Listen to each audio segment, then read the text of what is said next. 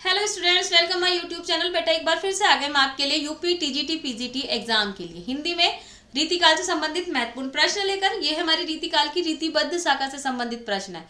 मैं उम्मीद कर रही हूँ आपको वीडियोस अच्छी लग रही होंगी, लेकिन बेटा आप लोग कमेंट नहीं कर रहे, देख तो रहे हैं लेकिन कमेंट नहीं कर रहे। प्लीज कमेंट करिए, लाइक और शेयर भी कीजिए ताकि आपके जैसे बहुत सारे बच्चों को फायदा मिल सके। चलिए बेटा वीडियो प्रारंभ करते हैं। प्रश्न संख्या 1 ये कहते हैं, भूषण रीतिकाल की किस काव्यधारा के कवि हैं? चार विकल्प है, रीतिबद्ध काव्यधारा, बी रीति मुक्त काव्यधारा, सी रीति सिद्ध काव्यधारा और डी आश्रयवादी काव्यधारा। तो बेटा जो भूषण है वो रीतिकाल की रीतिबद्ध काव्यधारा के कवि है। ए विकल्प बिल्कुल सही है।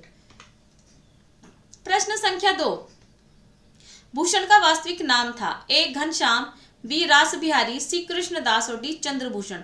तो बेटा भूषण का वास्तविक नाम क्या था? घनश्याम। ए विकल्प बिल्कुल सही आंसर हो जाएगा आपका ए। प्रश्न संख्या 3, महाकवि भूषण की रचना है? ए रेणुका, बी चिदंबरा, सी दीप शिखा और डी छत्रसाल दशक। तो बेटा महाकवि भूषण की रचना कौन सी है? छत्रसाल दशक। डी विकल्प बिल्कुल सही आंसर हो जाएगा आपका डी। प्रश्न संख्या 4, शिवराज भूषण में कितने अलंकारों का निरूपण हुआ है? चार विकल्प है, 15, बी 51, सी 99 और डी 105। तो बेटा शिवराज भूषण में 105 अलंकारों का निरूपण हुआ है, जिसमें से 100 क्या है?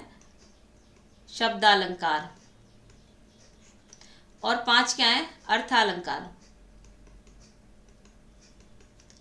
और शिवराज भूषण किसकी कृति है बेटा?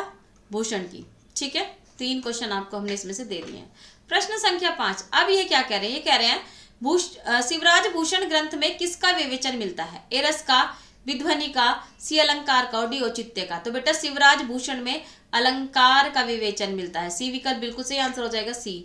प्रश्न संख्या 6, भूषण के ग्रंथों में अलंकार निरूपक है? भूषण के ग्रंथों में अलंकार निरूपक कौन सा ग्रंथ है? ए शिवाबावनी, बी शिवराज भूषण, सी छत्रसाल दशक और डी दूषण उल्लास। तो बेटा भूषण के ग्रंथों में शिवराज भूषण अलंकार निरूपक ग्रंथ है। बी विकल्प बिल्कुल सही है। प्रश्न संख्या 7, रामचंद्र शुक्ल ने अपने हिंदी साहित्य के इतिहास ग्रंथ में इनमें से किस कवि को हिंदू जाति का प्रतिनिधि कवि कहा है? चार विकल्प है, ए भूषण, बी सूदन, सी लाल कवि और डी रहीम। तो बेटा रामचंद्र शुक्ल ने हिंदी साहित्य के इतिहास में जिसे हिंदू जाति का प्रतिनिधि कवि कहा है वो है भूषण जी। ठीक है, ए विकल्प बिल्कुल सही आंसर हो जाएगा ए। प्रश्न संख्या 8, गंग कवि का जन्म स्थान है? ए आगरा, बी प्रयाग, सी इटावा, डी गंगापुर नगर। तो बेटा गंग कवि का जन्म स्थान कौन सा है? इटावा। सी विकल्प बिल्कुल सही आंसर हो जाएगा सी। प्रश्न संख्या 9, गंग किस राजा के दरबारी कवि हैं? चार विकल्प हैं, ए राजा मान सिंह, बी महाराणा प्रताप, सी अकबर और डी पृथ्वीराज चौहान। तो बेटा गंग कवि किसके दरबारी कवि रहे हैं? अकबर के। अकबर के 9 रत्नों में से एक कौन थे? कवि गंग। प्रश्न संख्या 10, अब ये कह रहे हैं, नैन नचाए कहीं मुस्काए, लला फिरायो खेलन होरी। पंक्ति के कवि हैं? ए सेनापति, बी घनानंद, सी पद्माकर और डी ठाकुर। तो बेटा नैन नचाए कहे मुस्काए, लला फिर आयो खेलन होली, ये पंक्तियां किसकी हैं? पद्माकर जी की। क्या कर रहे हैं?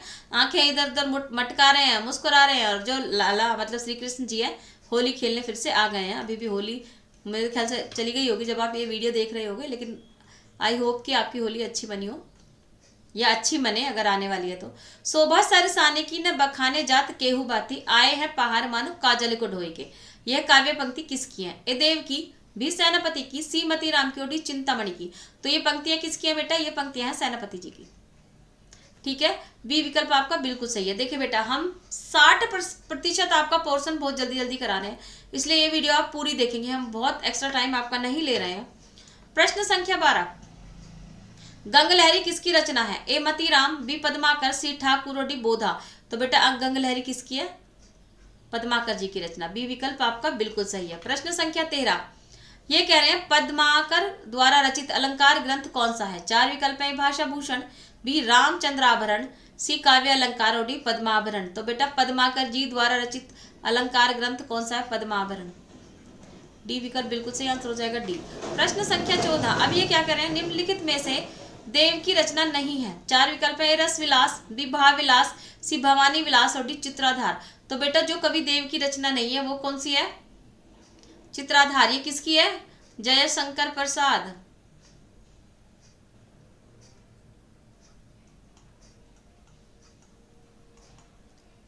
इस पेन का स्विच दबते ही इसके दूसरे ऑप्शन खुल जाते हैं। जयशंकर प्रसाद किस युग के कवि थे? छायावादी युग के। छायावादी युग आधुनिक युग की ही एक काव्य धारा है। ठीक है बेटा, डी विकल्प आपको बिल्कुल सही आंसर हो जाएगा, डी। प्रश्न संख्या 15 ये कह रहे हैं काव्य रसायन किसकी रचना है? 4 विकल्प है, भूषण, बी देव, सी बोधा और डी ठाकुर। तो बेटा काव्य रसायन किसकी रचना है? देव की। बी विकल्प आपका बिल्कुल सही आंसर हो जाएगा आपका बी। प्रश्न संख्या 16 देव कवि किस जिले के थे? 4 विकल्प है, मैनपुरी, बी बनारस, सी गोरखपुर, डी इटावा। तो बेटा देव कवि किस जिले के थे? इटावा जिले के। डी विकल्प बिल्कुल सही आंसर हो जाएगा, डी। प्रश्न संख्या 17 सुजान विनोद के रचनाकार हैं? ए घनानंद, बी देव, सी पद्माकर और डी मतीराम। तो बेटा सुजान विनोद के रचनाकार कौन है? देव, कवि देव। ठीक है, बी विकल्प आपका बिल्कुल सही आंसर हो जाएगा आपका बी। प्रश्न संख्या 18 अब ये क्या कह रहे हैं? ये कह रहे हैं बेटा कि जाति विलास के रचयिता हैं। 4 विकल्प है, ए भिखारी दास, बी देव, सी मतीराम और डी भूषण। तो बेटा जाति विलास किसकी है? आपकी जाति विलास है बेटा कवि देव की। ठीक है, बी विकल्प आपका बिल्कुल सही आंसर हो जाएगा आपका बी। प्रश्न संख्या 19 ये कह रहे हैं अष्टयाम किसकी रचना है? 4 विकल्प है, सेनापति, बी देव, सी भूषण और डी पद्माकर। तो बेटा अष्टयाम किसकी रचना है? बेटा अष्टयाम है आपके देव जी की रचना। ठीक है, बी विकल्प आपका बिल्कुल सही है, सॉरी बी विकल्प आपका बिल्कुल सही आंसर हो जाएगा आपका बी।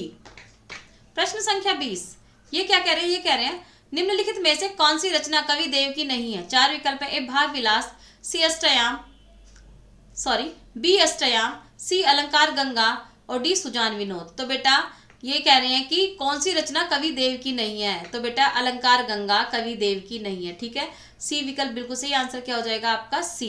इस तरह से हमने आपको पूरी पीपीटी पढ़ा दी है बेटा, मैं पूरी क्लास ले ली है। मैं उम्मीद करी हूँ आपको हमारी ये क्लास पसंद आई होगी।